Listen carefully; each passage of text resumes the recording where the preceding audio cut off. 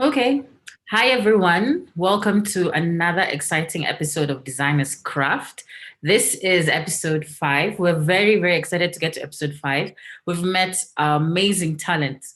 As we all know, Designers Craft is where we showcase African technology designers, usually user experience designers, user interface designers. Hi everyone. Welcome to another exciting episode of Designers Craft. Sorry, give me a second. This is episode 5. We're very, very excited to get to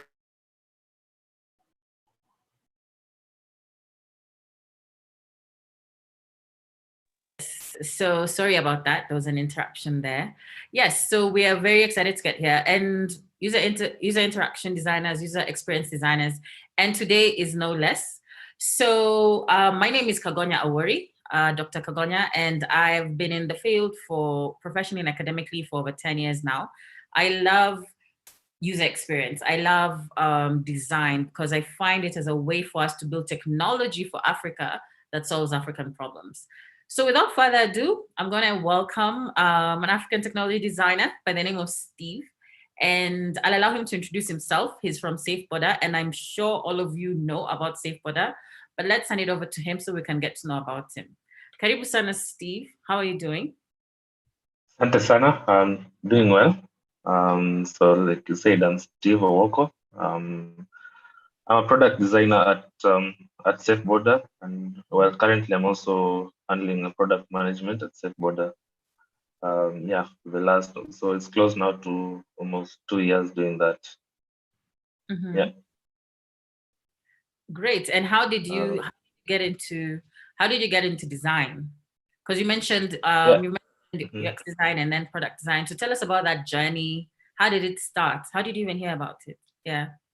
So design for me is I initially picked up this was I loved graphic design. I didn't do design in campus. I did in, engineering and just fell in love with design. So in my first internship, I did it was a graphic design internship, and I first came to hear about it wasn't even UX or products. It was the guy who we were working with was took a project of an app design on something. That's when I was shocked, like, can people design apps and all those things? So that's the first encounter.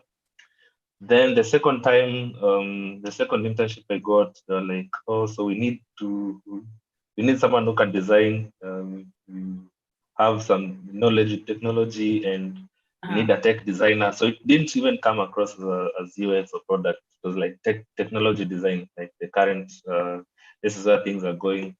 So it wasn't even web or app.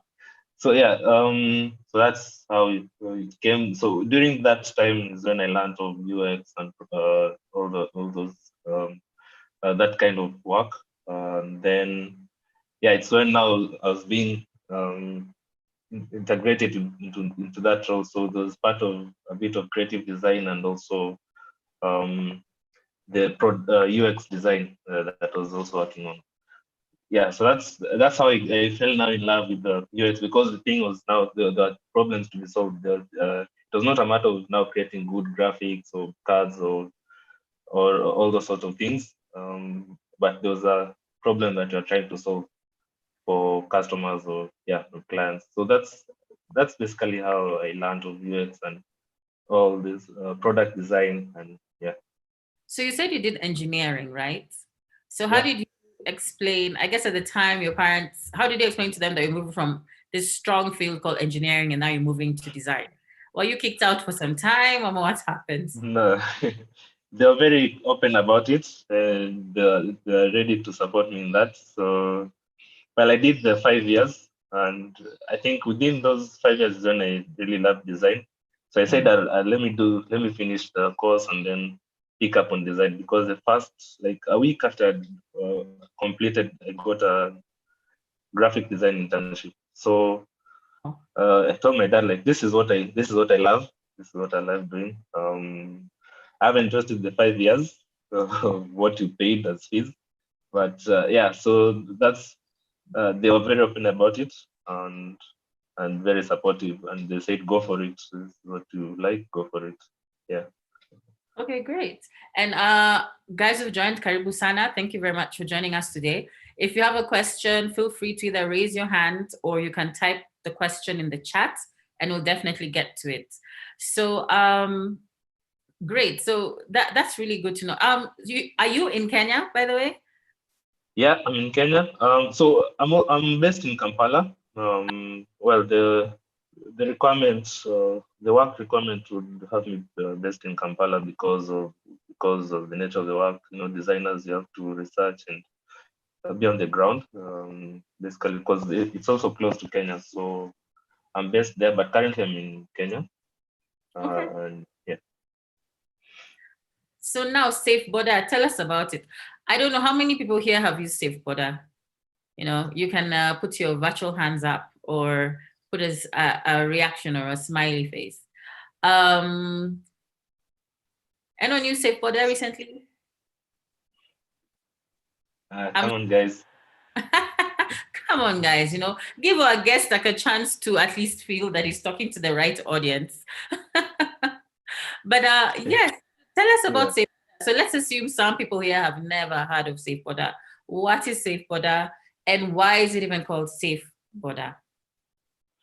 Yeah, so SafeBoda is a motorcycle transport company that you can order from the app. So you can order right from the app. So we're only motorcycle based.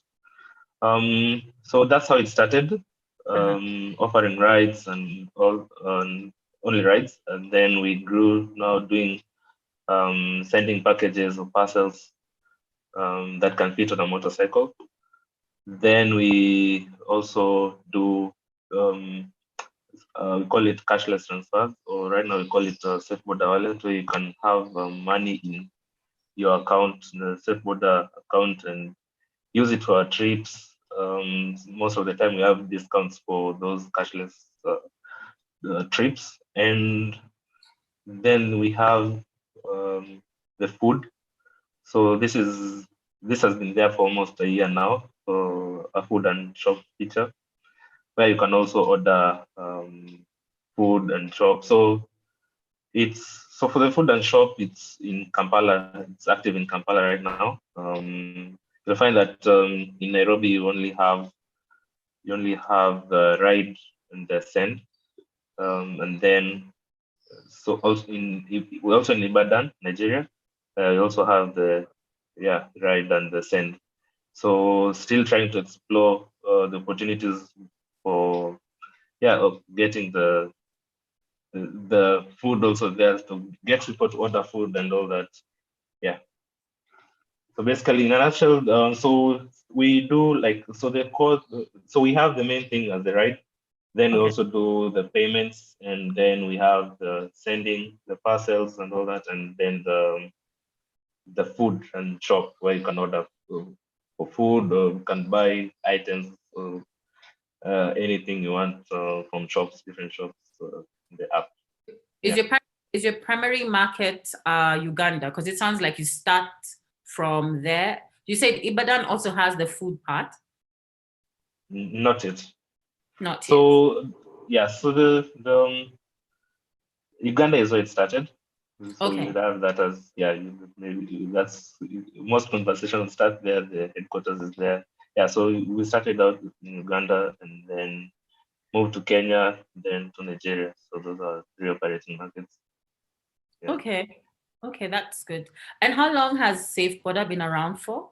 Actually, we have one person who has admitted they used it. Thank you, Kennedy Esigumwen. At least you have one who's a user. I'm sure. Thank you, Kennedy. How long has SafeBoda been around for? So it's since 2014. That's around 6 years. Yeah.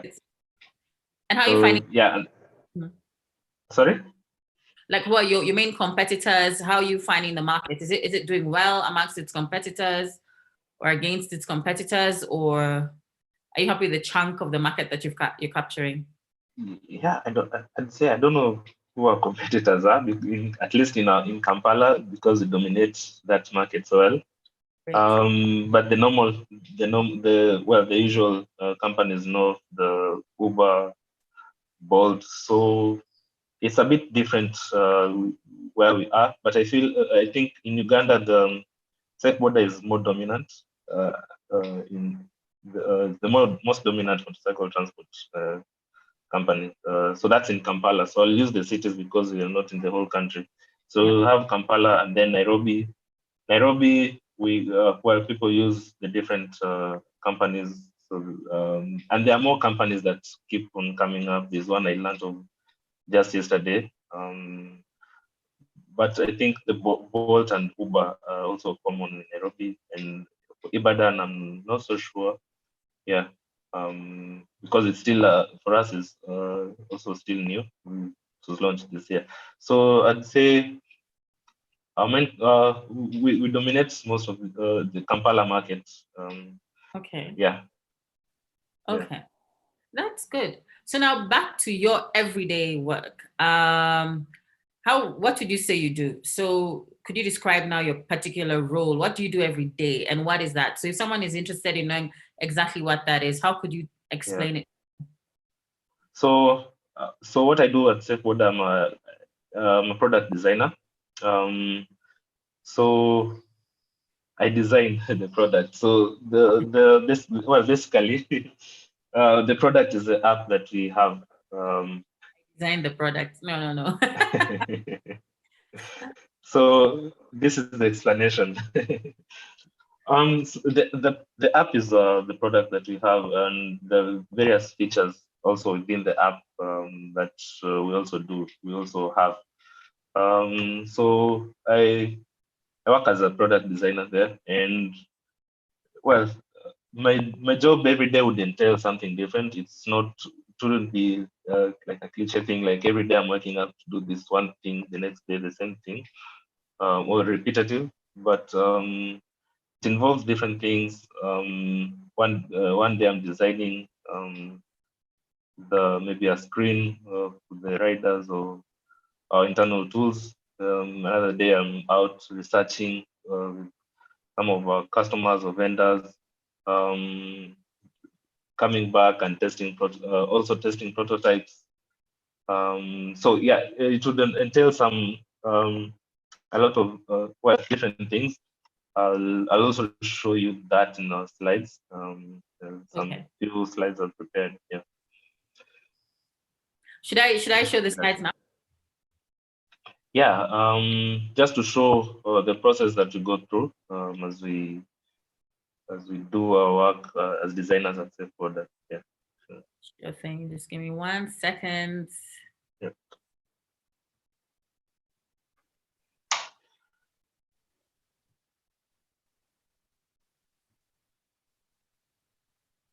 Yeah, I'm showing it up in just a tiny second. There we are. And I will put it at, oh wait.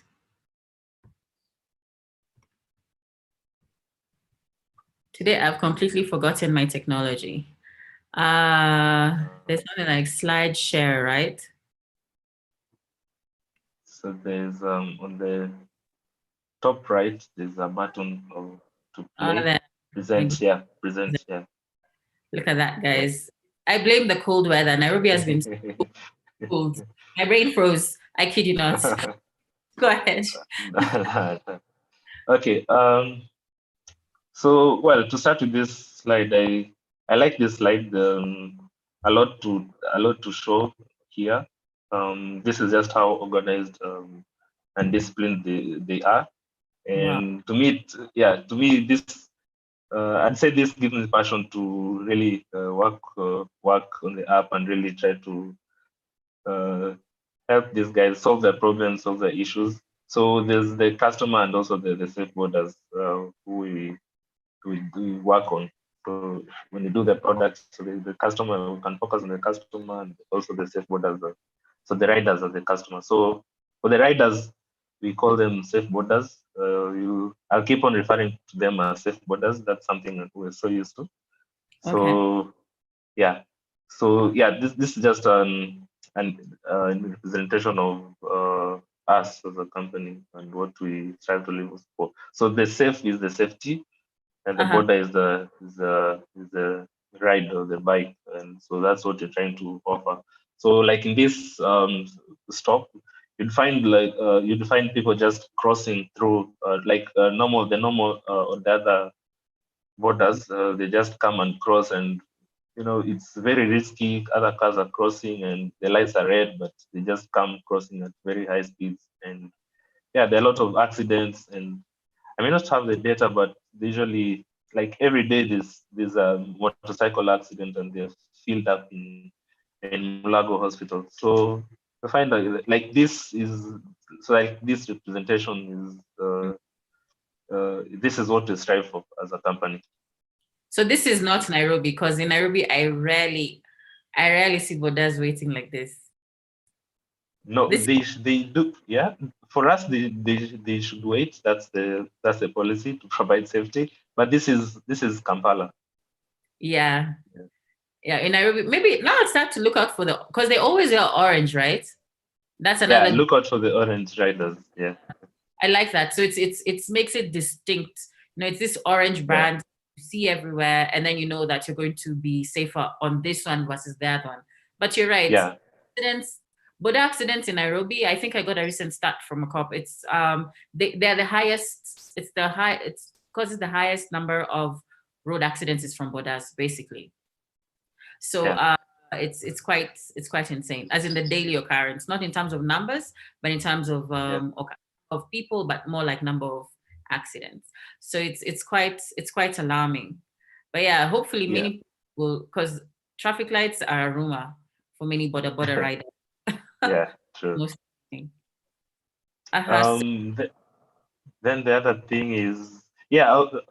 Before I go there, just mention quickly that this industry in Kampala was at one time. What I learned is that it's like the matatu here in Kenya, in Nairobi. It's so hard to control. Or yeah, so when you go to the government or the regulatory bodies and you're like, we want to introduce this kind of transport to make it a bit more formal or safe, people laughed the company out.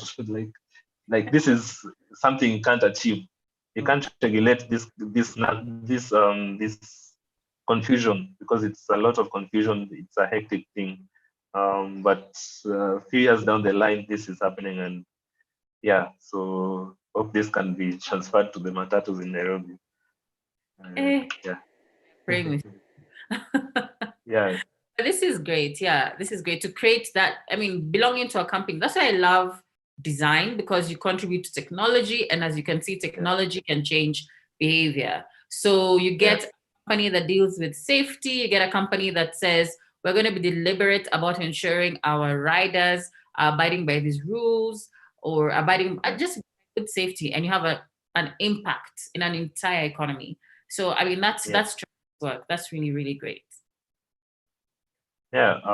So you can just go on. Yeah. Next slide. So I put this here for the design thinking. This is just something I got from I think IDEO. So this is something some steps we use for designing. When there's a problem on a new feature we're trying to come up with or put in the app. So these are the steps, basically the steps that you go through to try to solve some of those problems, or try to iron out the issues and come up with something, let's say foolproof, something that has been tested, not something that someone passed down to the designers and told them we need this, and tomorrow, and you have it ready and it just goes to the devs. So I mean, you start with the first phase and empathize with the users, and then you define the problem, and so that you get you start the ideation sessions, prototype, and then test. And I think from what you can see here, Yeah. They say it's an unlinear process. It's not something that you start from from the first to the last and you're done. It's something that it's sort of like learning stages. At least like at the defined stage, you feel like maybe the problem is not well understood. Go back and try to understand the users. So we've utilized this for a number of features, maybe not big products, but small features that we've launched within the app. So so for the design thinking, we've used this for certain features that we launched within the app or tried to solve problems among, maybe they're not just product features or sorry, they're not something that made it the UI, but they're things that but they really helped in solving certain problems that were arising in the company. So within the product or trying to just help the riders, the SafeBodas. So that's what we would apply in our design. How has this process been influenced by COVID? So, for example, because I know this is our struggle with many designers now when we have to do things remotely. So then, how do you, for example, do the ideation? How do you do ideation and prototyping now during COVID? So for the ideation, we would use some tools. Miro, we used Miro. We'd use Miro to do the ideation, to brainstorm and put our thoughts and ideas, and it has cool templates you can use for that. For the prototyping, we would do some matter of getting on a call and trying to test it out with some few people, sorry, the video call. And then for some, if we are able to get out within just where we are, where we live, because we wouldn't be able to go to office or reach the people we would want, so we just test from around where we live at home, and then try prototype and also get results and feedback. So that's how we coped, at least during this time. So we didn't have the freedom that we had before, where we meet together in the office, brainstorm a whole day and share ideas and all that, or go out to learn from people. So this was greatly reduced, and and it also, I can say it also, we felt that it wasn't enough for us. Definitely, it would be enough because there are few people, there are internet constraints, not everyone has enough data and all that. But we try to get as much as we can from the current conditions and situations. Yeah, in fact, that was my next question, because you're dealing with border riders. So how do you then involve them in this journey? Whether it's before COVID or after COVID, do you co-design with them? Like during any of these steps, do you actually involve border riders directly? Yeah, so in the prototype and even the ideation, even the problem, because we get the problem. If it would involve them, we get the problem. We understand them, what's the problem and all that. We get ideas, we prototype and show them, and this is what we want to do for the app. I know it can be for us. I think for Kampala, it was a bit. It was interesting because some of the learnings is that they don't read. So things like writing content and all those things, you have to forget about that. Just put something very basic and simple. And that's very different when you come to Nairobi. Nairobi people, the writers would read, and they really know how to get through the app. So you have to really go and test with them, because you can create something that they don't know, don't understand, and then they say no, we don't want this. We've had a situation where we had a new app. We launched a new version of the app. It was a new UI and all that, but then some were like, I don't understand this. I need the other previous app. So we had a provision like they could go back to the previous version where they're used to. They could use that, but the idea was to get them. So there are, I think, there are classes and all those things to really get them on board to the new app. Yeah, so we also have to deal with that. They'll feel that this, they can feel threatened, like this is something new. Like they need to see their money, but they're not seeing their money like they used to do. So yeah, those are some of the feedback that we get. You've reminded me of when Gmail likes to do that. When they're moving to a new UI, a new user interface, they allow you to switch back to the old one.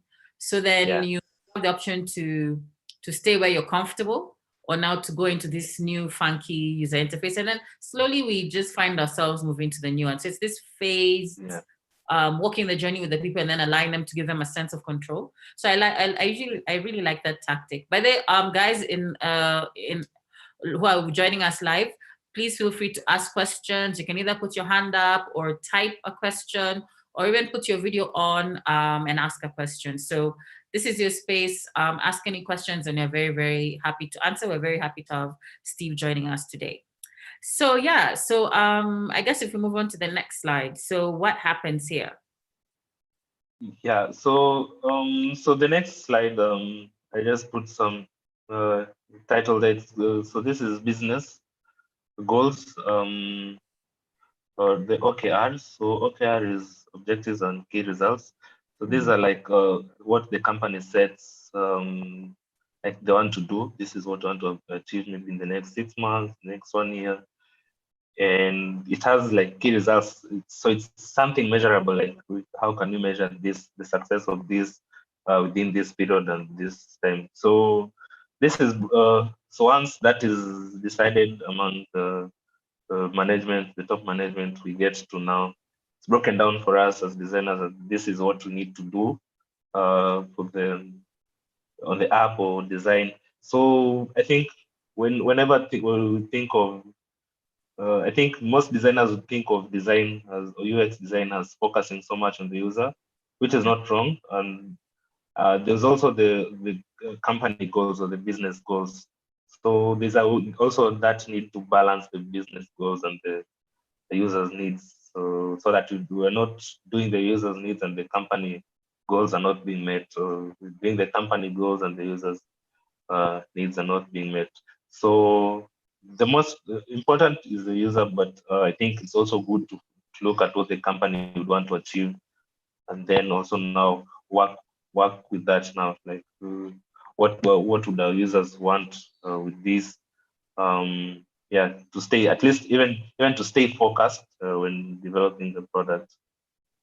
And what happens when you get to a place where there's a need from the users, but then there's a business need? So which one do you go with? And they are just, they're not like this. They're not in the same WhatsApp. They're more like how? That's, so like I said, the user is the one who tells you this is what I want. Is the most important. What I think, well, this is what I think is that companies would usually rely so much on data. This is something, or you can really come and convince them that this is the data, this is where we are going, and this is where, if you take this path, this is where we'll get lost. So also interviewing getting the results from the user, or what they said, what they feel about your product, what they feel about your company, or what you're giving them is also important. But I think the business will know that maybe we are going the wrong direction. This is what they want, and this is what will give us numbers or money. I think this is the direction you can go, because I think it's also something I've experienced, and the company wants this. This is what they want to give to the user. This is what we want to develop, and they tell you, okay, design this. So when you go design and go ask the users, what is it? What doesn't work? What do you feel about this and this? So they give you everything, and A good, I think a good manager or a good leader would listen to the users. I don't think if you take another direction, I mean, you go in your parallel ways, you won't be in the same WhatsApp group. So there's that aspect of really understanding and keeping the user at the center of things. I think also, yeah, and also not maybe I'm not so sure. Maybe if this happens where things go in the opposite direction, the user and the business, maybe unless the business also didn't really understand what they're getting into their market or all that, but it's a good chance to also uh, understand and now get into that direction that users want. Yeah. That's very true. That's very true. Basically, they can't be opposites anyway. Yeah, they should. Yeah. Business should align to the needs of its customers. So now we're here like on user research. Yeah. So how do you guys Yeah. conduct research at SafeBoda? What are the different methods you use? Especially now, have they changed during COVID? COVID. Yeah, we used to think one thing we used to do was it's a term I learned called guerrilla research, where you go out and test it with the users, like get around on users on the street or walking by and ask them questions and get that. It was not so easy during COVID to do that. Mm-hmm. Um, so we'd have things like questionnaires sent out, surveys to fill. Um, we did at some point when things were being relaxed a bit, we'd walk out and test it with people, a few people, do that kind of research and understand them, and also now from there also create personas. It's one of the next slides. So some of those things we do are not possible now, so it's a bit hampered the situations going on. Um, what Yeah, other? I Yeah, guerrilla testing. I mean, I miss it. As Steve has said, you just go out into the streets, you have your prototype here, and you ask people to tinker around with it. So that's an effective way. I think some people on this call have been involved in some guerrilla testing we did in previously, where you just went to the mall and you just have people yeah, tinker around with it. It's very cheap and easy. Then you give people, I mean, you can give compensation of 50 bob credit, 100 bob credit, depending on your company, of course. yeah. And it's quite an effective, very effective method. Yeah, and it's interesting because then you meet very different people and they give you some situations are very funny. They tell you how they really struggle with the cashless.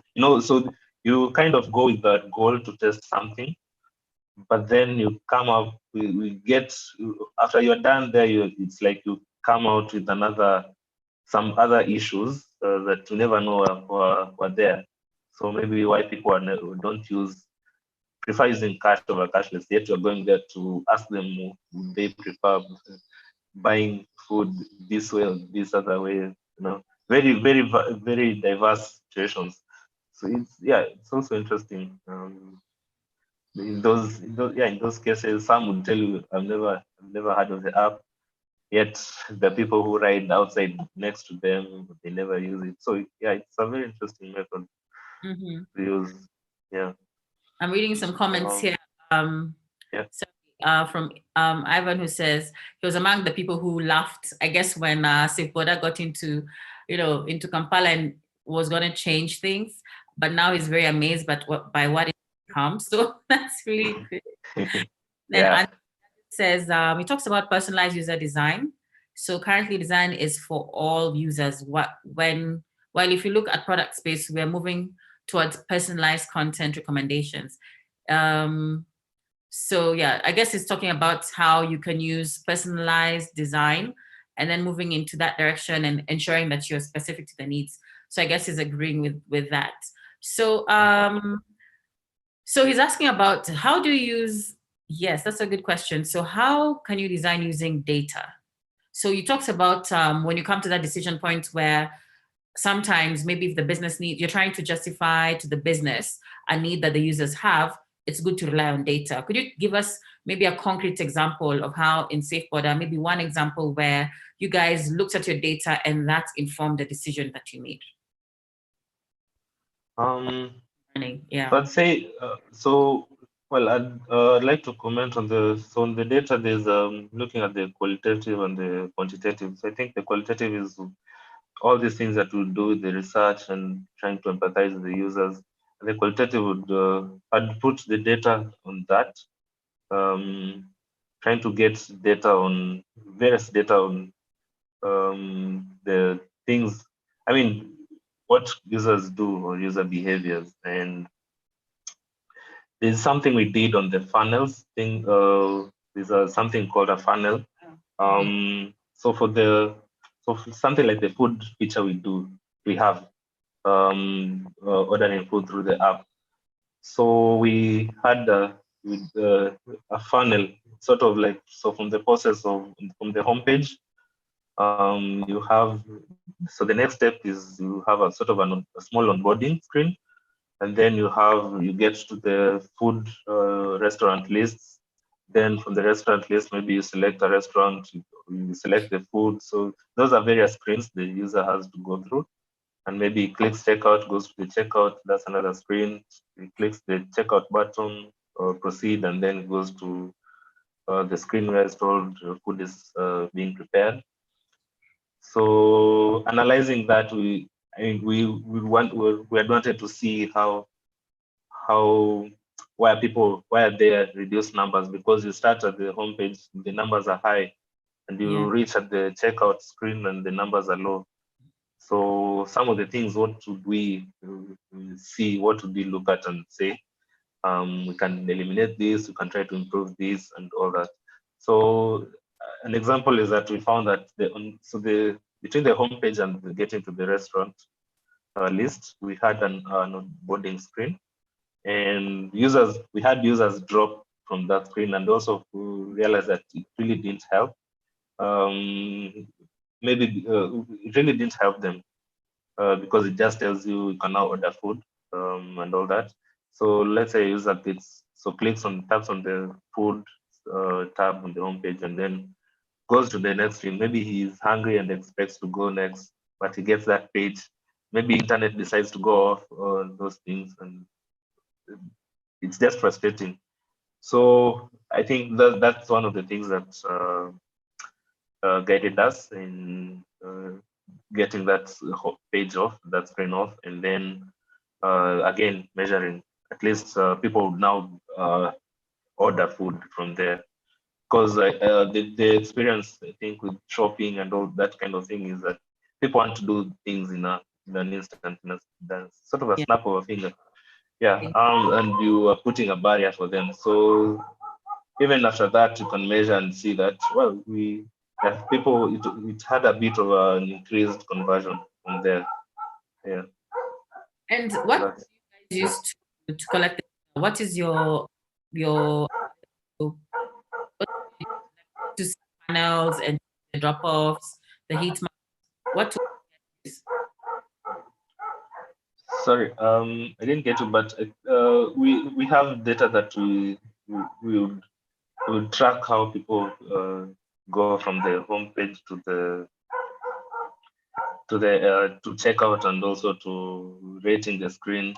So we have tools that would help us to do that. And so once you get that kind of data, and you inform the business that this is what is happening, and that would inform decisions and guide, so that it's not just we're doing this because we want to, but because this is what data says. Yeah. So do you know the name of the tool? Because sometimes we struggle to know which is the best tool. What tool do you guys use to collect that data? CleverTap. CleverTap. Oh, good. Yeah.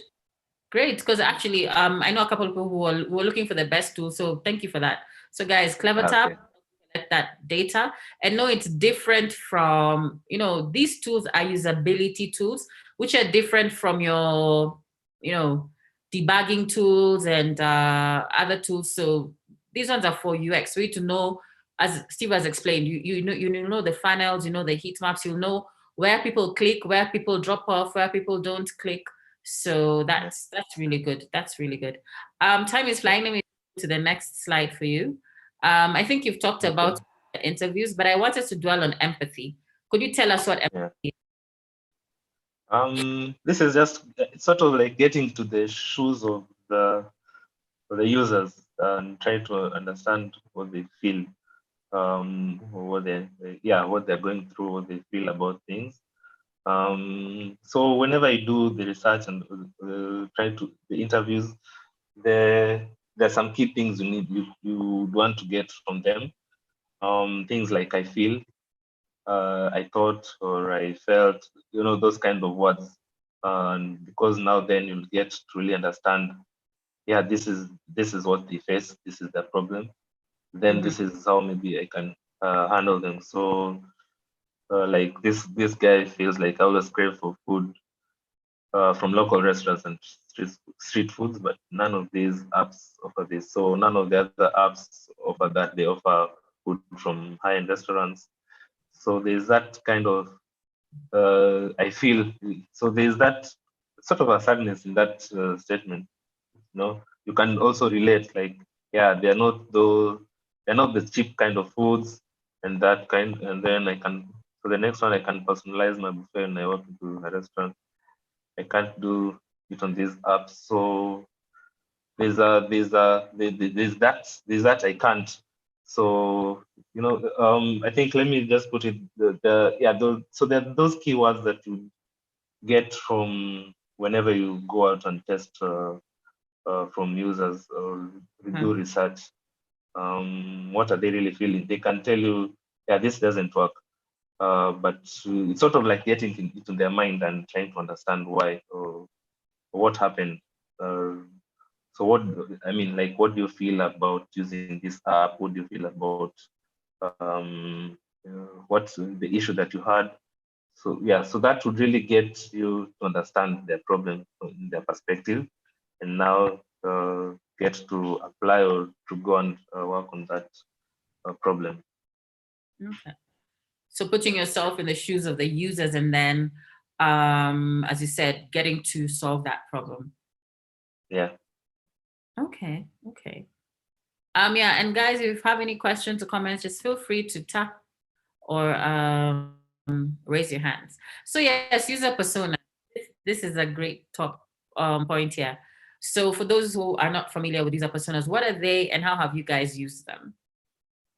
So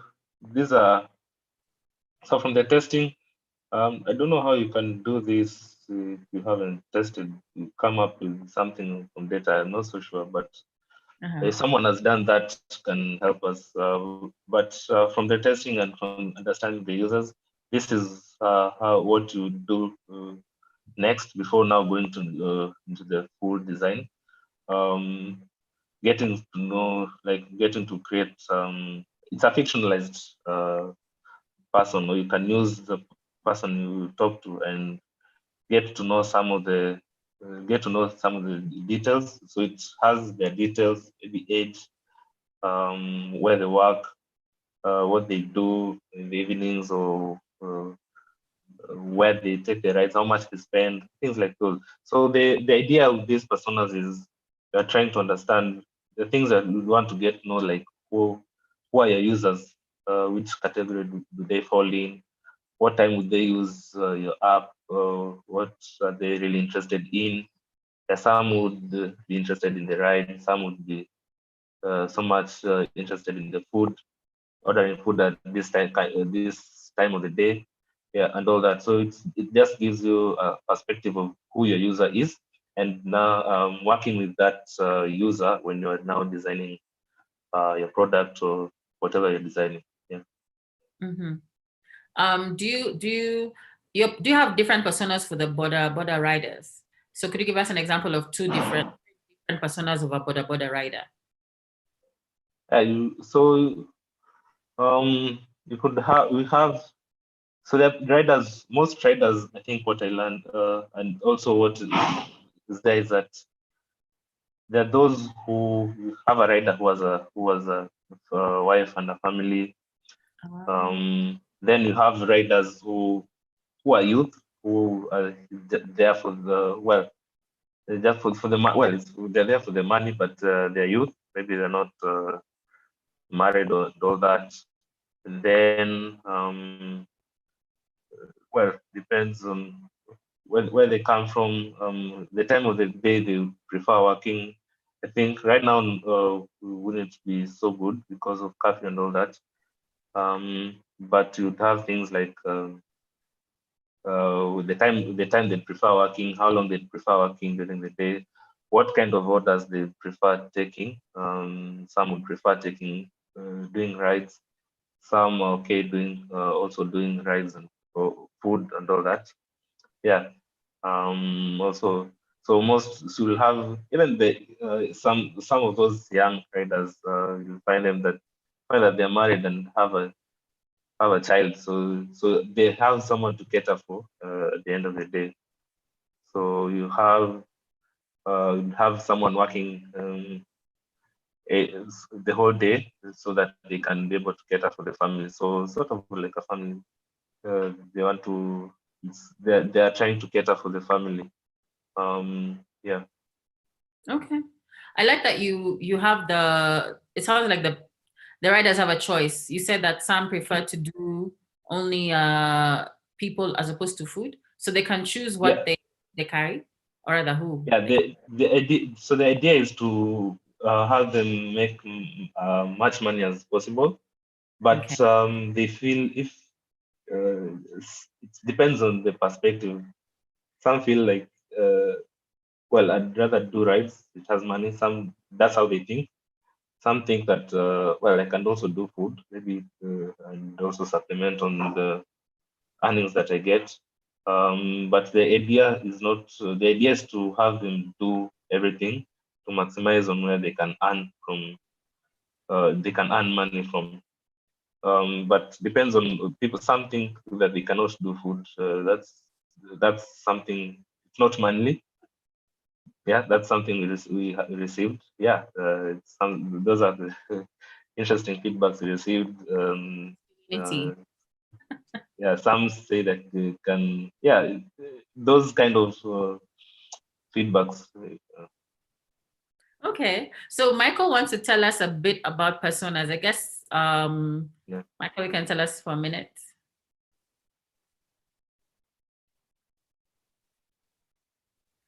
Okay. Hi. Yeah. Oh, Yeah. okay. Actually, I think at the time I put in that Steve was really breaking it down much more. But maybe just to hint a little bit on the border riders particularly. Okay. As we're building the personas the same way Steve broke it down, one of the things that is really particularly important about personas is it helps you understand that particular user a whole lot more, especially their behavior and their motivation and things that frustrate them and excite them, stuff like that. For borders, also their exposure to technology, because here you are giving them a technological tool and they have to use it somehow. So it's very interesting, particularly to the comparison you would see between a border rider from Kampala and a border rider from Nairobi. They'll be quite distinct, but until you study them a little bit and find out who they are, you may assume they are the same person just because they both ride bikes. So they're important for you to kind of customize the experience to that particular person and always keep their needs and motivations in mind when you're creating the solution. Yeah, thanks. Okay, thank you very much for that, Michael. That's really helpful. I actually would have thought that similarities there, but obviously there are big differences. Even among so you can have a persona. A persona does not just have to be boda rider, boda passenger, but amongst boda riders, as you guys have said, there's the Ugandan boda rider, the Kenyan one. Then even that, there's the younger ones. Those are families. The food ones. The one say that carrying food is for women. Yeah, so yeah, you can have very different kinds of personas from them. Mm-hmm. Yeah. Here I just put this. Use this from a friend. So information architecture. I think this is just to have a formal or an organized way of now how you what you're building. So from the start, so like from the start to the end. So what's the process? Um, well, this is just a sketch of something, not really how it should look like. But the idea is to have something organized of the process that you're showing. So in the head, it may be messy, or in the app, or showing someone the app can have some complex processes for them to really understand, or you're trying to explain to someone how the steps to take, or the steps that are taken, or what is entailed in this application or website. But then the IA is just way to organize all that into an orderly manner and really just show this is where, like, from the home to the restaurant, maybe. So from the home, maybe there's the other things you can do from the home. You can order a ride, you can go to the restaurant, or you can send a parcel. Yeah. So yeah, so the idea is just to have it organized in an orderly manner, and yeah, to so that it can be easily understood. Even when you're making a case to someone, they can know. Yeah, so this is where you start home, and then you go to the next part. Then they have an idea of how your app would work. So that's one of the steps we take when when we create a feature or part of a product within the app. Okay. Then this is now, you do also flows. So yeah, wireframing, another one which if you could speak about this. So wireframing, they're just so like this. These are sketches we do, and of now. So we've done a research as soon as we're now trying to get an idea of how things would look like. Well, you can start on the board, whiteboard, on the paper, to have an idea of where things are, and times you can test this with users and see if things make sense. Maybe not this on the board, but just to get an idea. So like you can do on the board just to get an idea of and brainstorm where things can work and not. And then so on the paper, maybe now then you can now do sort of like a prototype with the wireframes. But it's just a guide to help the design, because imagine you're designing so it's like blueprint of a house.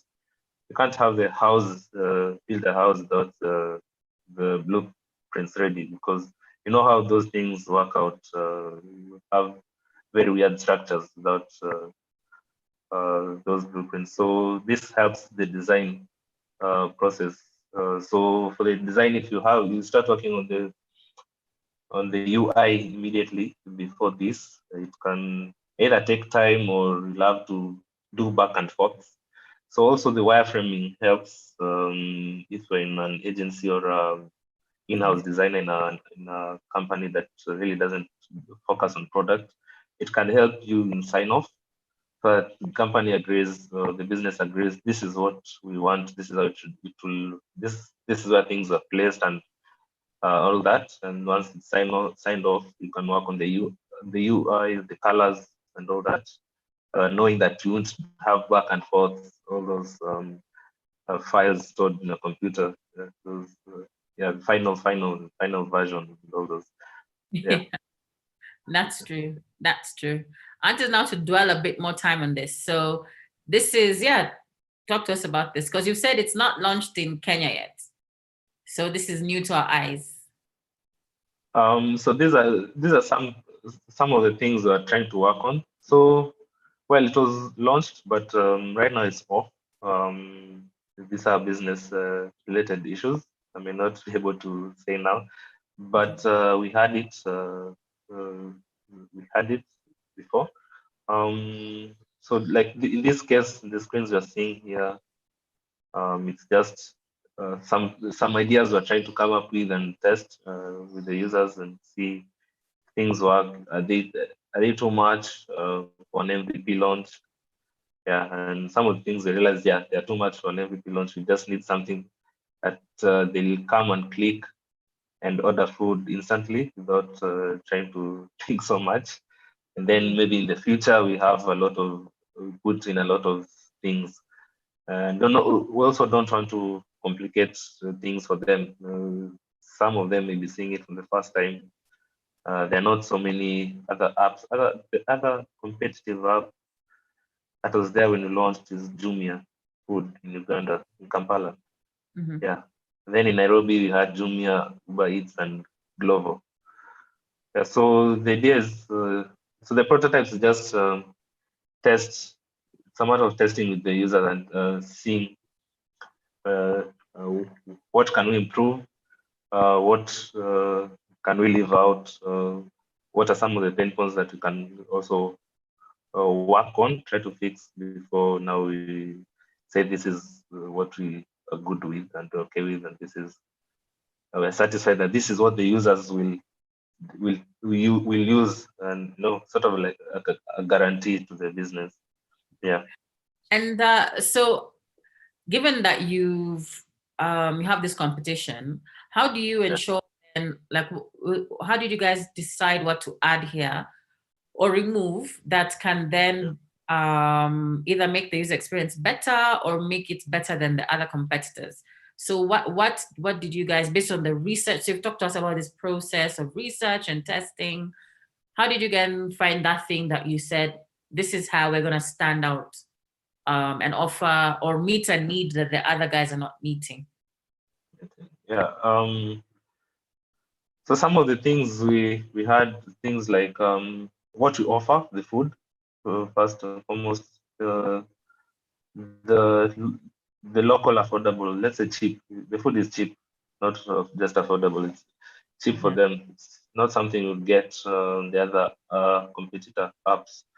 Um, then we just, so the idea, because it's an MVP, we want to make it easy for them to, so once they see what they want, just click through and you're done. So in a few seconds, if not minutes.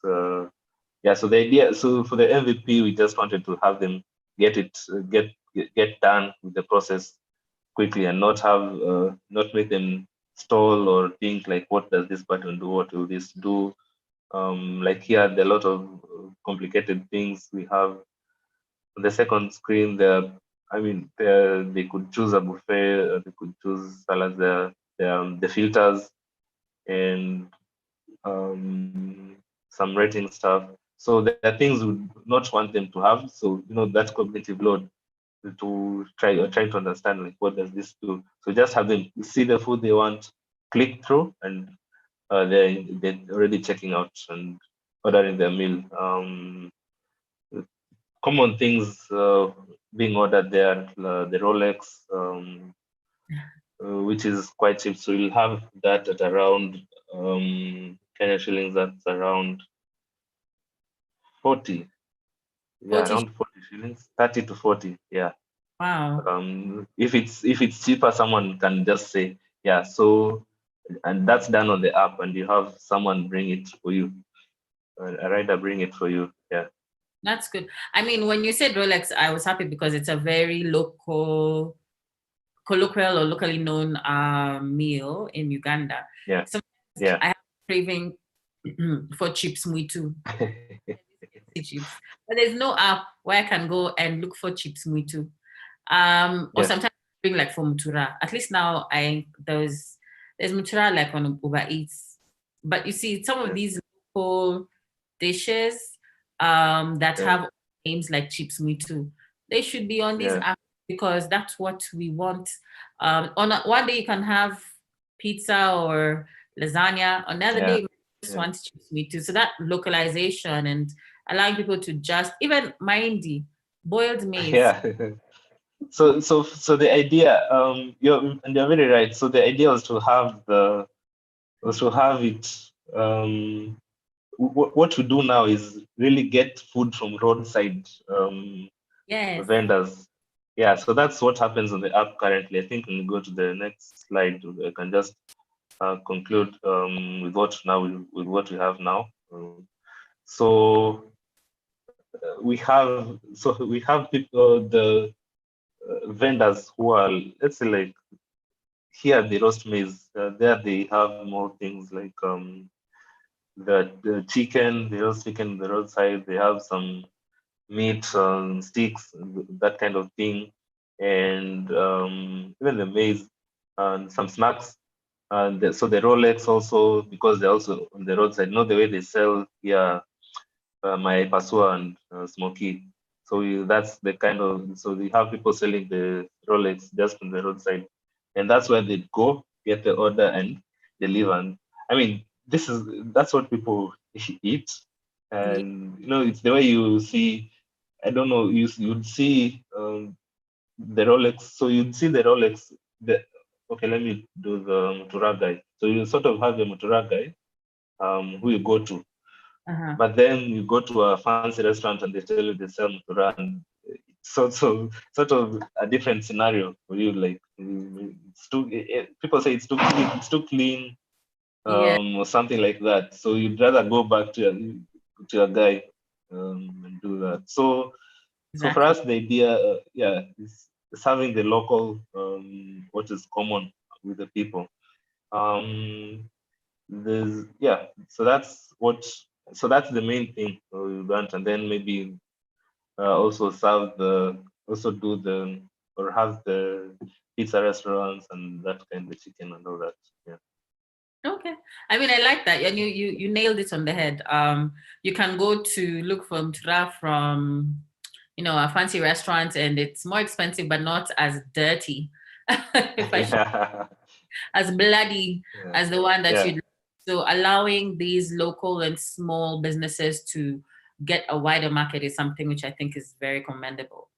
I always get amazed by how much time flies on Designers Craft. I can't believe that we're almost at the top of our hour. I don't know if anyone from the live crowd has a question or a comment. This is the time for you to ask. But this looks pretty interesting. If you have a question, just type it in and we can take one or two questions. And we're really happy to see how, you move from research to then ideation and wireframe app that we see before us. Is there any one lesson that has to you through the time? So for you as a product designer, what's that one probably lesson, Steve, that you think is we can take home? A lesson to take home. Yeah. I've put you on the spot. It's I think it's important to consider for designers, users. For UX designers, consider users whenever they're designing. Even when you use the data and the qualitative and quantitative, you also always have to come back to what the customers or the users feel about what we're offering or a product. So for me, what I'd give to you is that users are always key and center in whatever you're doing. If you try to get off from that direction, then they'll dump your product and go to another one. It's like they always have another option. They can do it without. So that's the thing. So what are you able to offer to them that that they can use or help improve their lives or solve the problem? So I'd say that those are the key people in the design process, and all. Even when you're designing, even if it's a personal, or you're trying to create case study, just send to users. maybe not family. People will be biased, but yeah, don't be afraid of them. Send it to them. They'll give you honest feedback. Yeah. Okay. Yeah. So you mentioned the other two tools you mentioned, and I want that to be another key takeaway. You mentioned that for the ideation and prototype, ideation, you're using Miro. Yeah. So Miro. I know I tried Miro, but I've heard from different designers that Miro is better than Mural. Some say Mural is better than Miro, but the jury is out. So that's a really good one that those of us watching live and also later can take away. Then you also mentioned the one for the usability analytics. It was, I've actually forgotten the name. What was it again? It's called CleverTap. I think that's what you use. There could be other tools that you can find to help in tracking. And so there are those, and Mural. We use Miro. I think if they serve the purpose, well and good. You can use whichever you like. Not use Miro before, but whichever suits your purpose, as long as it will achieve what you want to achieve. Yeah, that's good. That's true. As we say in Kiswahili, mchagua jembe si mkulima. The translation. The person who, a person who chooses who's picky about the whole is not a farmer, because a farmer will always find the best way to take. I think that's the direct translation. But this has been great. Steve, thank you very, very, very much. Thank you also, Michael, from the SafeBoda team. And thank you mostly, guys who joined us on this. It has been fun.